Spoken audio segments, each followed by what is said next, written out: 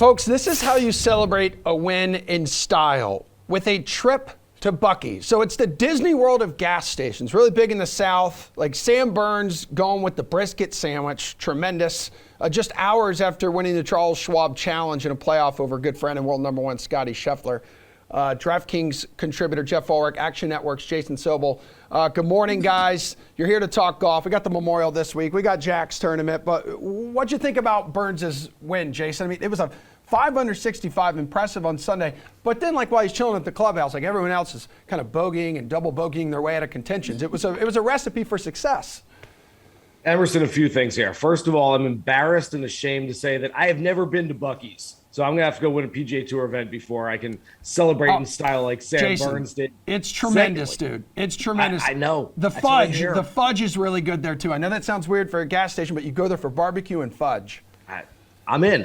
When I can make it happen, I'm in. Okay. All right. Secondly, you know what the most bet play this week is going to be? What? It's going to be whoever trails by 7 shots going into the final round. We've seen Justin Thomas and Sam Burns down by exactly a touchdown going into Sunday's final round the last 2 weeks. I'm telling you guys, there's going to be somebody, whoever it is going to be 7 shots back going into the final round, and everybody around is going to go, all right, I'm firing on him 150 to 1, 7 shots back, and everyone's going to think they have another winner. It doesn't usually happen that easily. Sam Burns hanging out for about 2 hours, hitting balls down the first tee. I mean, you talk about some serious sauce right there. Yeah. Hey, I don't need a range. I'm just going to use the first hole to warm up. And so went out there, made a birdie in the playoff against Scottie Scheffler and wins. It's interesting. Prior to the year beginning, Emerson, I took a bunch of players and said, played like a little would you rather game.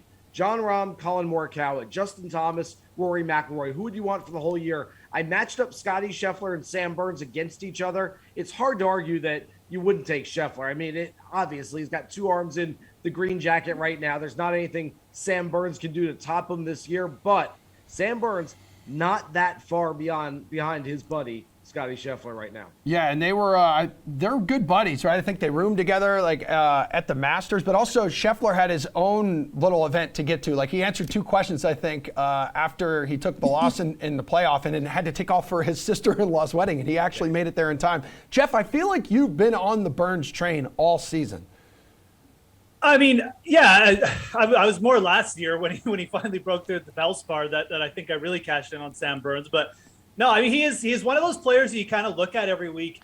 And I mean, I don't know if we're going to get this going forward anymore. I mean, the good days on Sam Burns might be over, but he's just undervalued. I mean, you know, you're getting like Xander Schauffele, who's kind of like the kicking boy on this show because he's always at like 18 to 1. And this week, I think he's at 16 to 1. And then Sam Burns, they're like 30 to 1 every week. And, you know, Burns is the guy winning. I mean, he's the guy who gets hot with his putter. And maybe some of this is just a little bit of like luck and falling into it like he did a little bit at Colonial last week. I mean, you can't say that luck didn't play a little bit of the factor with the way the greens were running late in the day, but Burns is a really, really good player. And Jason alluded to the fact like now he's got a couple wins. Look, if he wins one of these last 2 majors, I mean, he is not far from Scottie Scheffler, especially going into the playoffs. So Sam Burns putting together a really, really nice season, and it just speaks to the depth of golf right now. I mean, you know, a year ago, thinking about Sam Burns and Scottie Scheffler as like perhaps, you know, the best 2 or the top 2 guys in the FedEx Cup standings, whatever, midway through with like 7 wins between them or whatever they have. It's crazy, but that's where we are. So speaks to the depth of the men's field right now. It's, you know, there's just a lot of players that could just get hot at any time and go on like a couple win stretch. Well, neither Burns nor Scheffler in the field this week in Dublin, Ohio, I believe. But 7 of the top 10 players in the world are, and that includes Jon Rahm, top of the odds board here, guys, plus 800. Remember, this is where he charged to a 6-stroke Saturday lead before he was told he tested positive for COVID last year. He broke down in tears, an emotional moment for him. But right behind him, as you can see on your screen, the defending champ. So we have Patrick Cantlay plus 1,000. This has been Cantlay's tournament with wins in both 2019 and 2020. So you like betting him at this number, Geoff? No. Look, if at some point in my life, I want to run as good as Patrick Cantlay bettors did last year.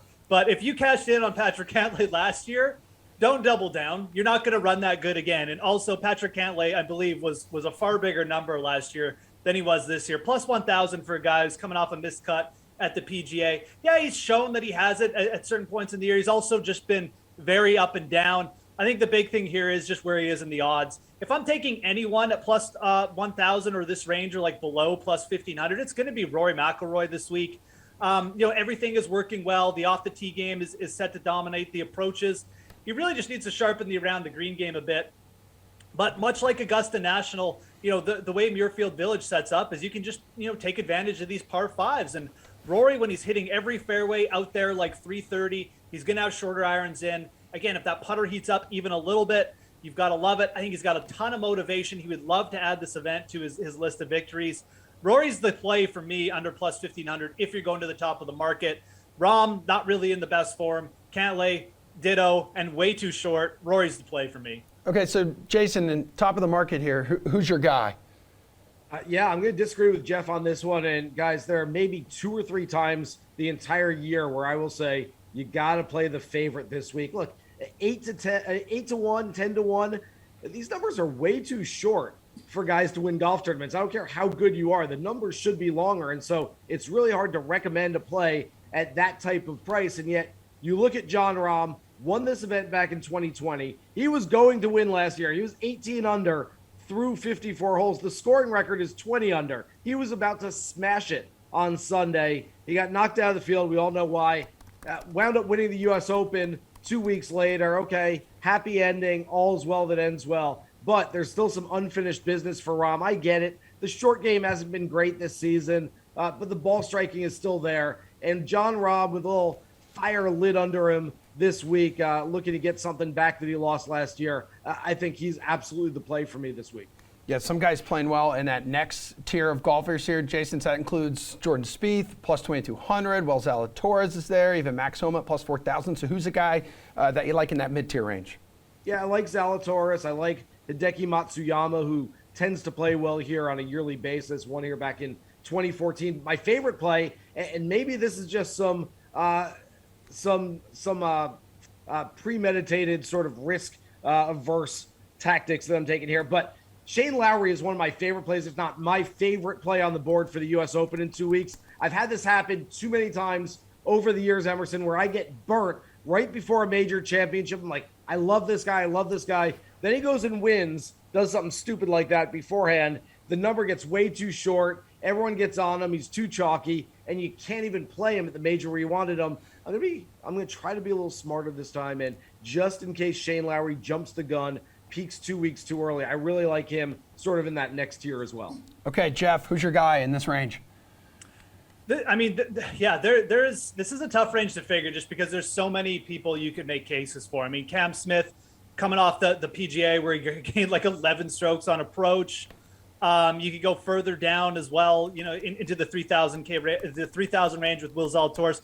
I like Victor Hovland this week. I do. I wish the number was like a little bit bigger. I wish he was like plus 2,500. But even at plus 2,000, this is just his player's already won 3 times on tour, and he needs a win like this. Like, he still doesn't really have that signature win. He's won in Mexico and he's won in Puerto Rico a couple times, and it's nothing against where he's won. It's just the style of events he's won. There's really been no elite field win yet for Victor Hovland, but it definitely could come this week. The numbers last week don't jump off the page, but he's really doing nothing poorly right now.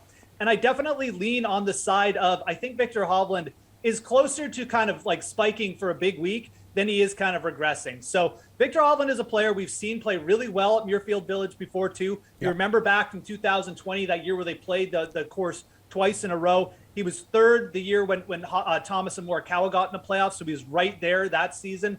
He's played the event a few times now. I think Victor Hovland is the style of young player we've seen break through here too. Cantlay did it. Bryson did it, obviously. Morikawa did it at the Workday. Victor Hovland would fit nicely in with that group, and I think at plus 2,000, he's probably my favorite betting target once you get above 2,000. So like him, also give a shout out to Sung J M. I think he's a good top 10 play. I'm going to bet him outright too at plus 3,500. I think that's fine. But at plus 300, Sung J played really well last week. The around the green game is working for him. Yeah, Victor Hovland, 2 for 2 here. Geoff, which long shots do you have your eye on this week? There's not a ton of long shots I feel great about. Again, we just see these sort of more elite winners here. They tend to be at Muirfield Village in the Memorial. I do like Aaron Wise quite a bit this week. He's at plus 8,000. This is just the kind of player, again, he looks a little bit undervalued. He's not as consistent as the other top players, but his top gear is right there with him. He's gaining like 4 or 5 strokes on approach pretty consistently this year. He's got a better around the green game than some of these other young players, like definitely as good as like a Cam Young or like a Zalatoris in that regard. And he can get a little bit hot with the putter. So Aaron Wise was T9 here last year. Again, maybe a little bit better like top 10 bet, but at plus 8,000, I'll definitely be taking a piece of him on the outright. If you want a really long shot, we'll go with Patrick Rodgers, who's been really consistent off the tee. The approach game is probably the best it's been for him in a while. Plus 20,000, Emerson. As someone once said, you give me plus 20,000 on anything, you got to take it. So. Yeah. Which long shots, Jason, do you like this week? Stone. Right there. I like Hovland as well. So that's some really smart stuff there. I'm not going too deep in the long shots this week. If you look back over the last quarter century, granted, Tiger won, 20% of these things, but really only a little blip in 2015 and 16 with David Lingmerth and Will McGirt. But this is not one where the long shots usually triumph on Sunday. Keegan Bradley is definitely worth a shot, and he's top 20 this year in both strokes gained off the tee and strokes gained tee to green. I can hear everybody out there going, yeah, but the putter. And I would say, well, he's not a below average putter. In fact, the stats show he's an above average putter this year. All he needs to do is putt a little bit better than the field average. And I think Keegan can contend once again. He's got 3 top 10s in his last 6 starts. Matt Kuchar is starting to play some really good golf. And this is a course that he loves. 16 career starts, 7 top 10s, 10 top 20 finishes. He's more of a top 10, top 20 play for me. I don't know that I'm going Kuchar outright, but yeah, I can see that. And then, again, I'm going to echo what Geoff said there. Aaron Wise is the guy that I'm going to keep getting on until he tells us not to. The value is there. He's just that good. He's going to win something at some point. And I've got Patrick Rodgers as one of my favorite long shot plays this week as well. Really like him in DFS. Again, is a 200-to-1 shot going to win this thing? We've seen it a couple of times. I mean, it's been a long time for Patrick Rodgers, and he still hasn't won yet, but a Midwestern guy, knows this golf course. He's played well here in the past.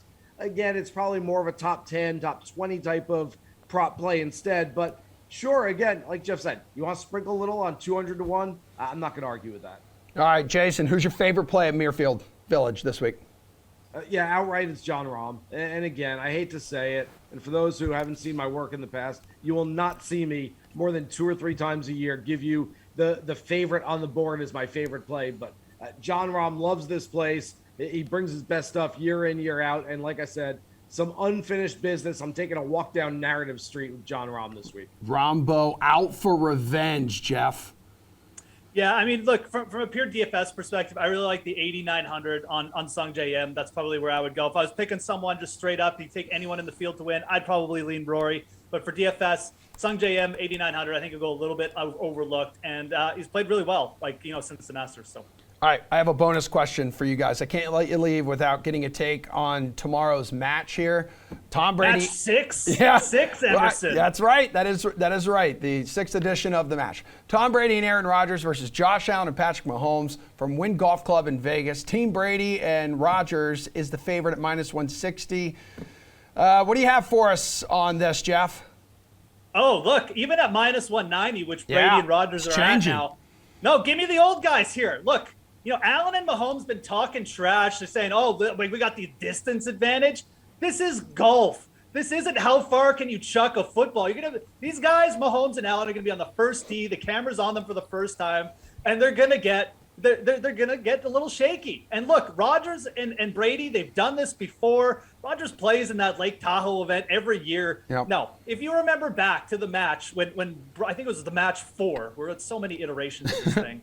Rodgers and Bryson went together. Rodgers was sinking all the putts. He carried that team. No, even at minus 190, give me the favorites here. Give me the old guys. It's golf, not how long can you throw a football. I mean, Jason, this competition can be tricky to bet because you got the shamble format. I mean, this is non-professionals, 12 holes, like a 6,800-yard course.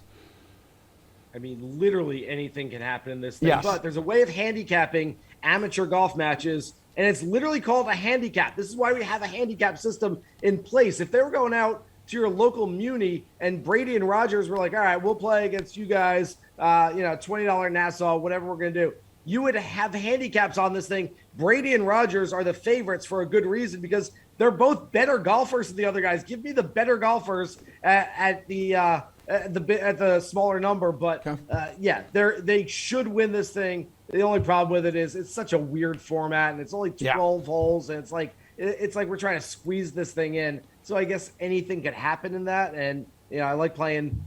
I guess the underdog in an anything that can happen situation, but still take the two better golfers over the two worst golfers.